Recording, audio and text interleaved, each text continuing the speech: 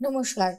আমাদের সমস্ত দর্শক শ্রোতা বন্ধুদের উদ্দেশ্যে আমি যেটা জানাতে চাই যে আপনারা অনেকেই অনুষঙ্গে রত্নাবলীর এপিসোড এক জায়গায় দেখতে চান এমনটা জানিয়েছেন। সেই জন্য আমরা কি করেছি, আমরা নতুন একটা পেজ করেছি যার নাম হলো অনুষঙ্গে রত্নাবলী।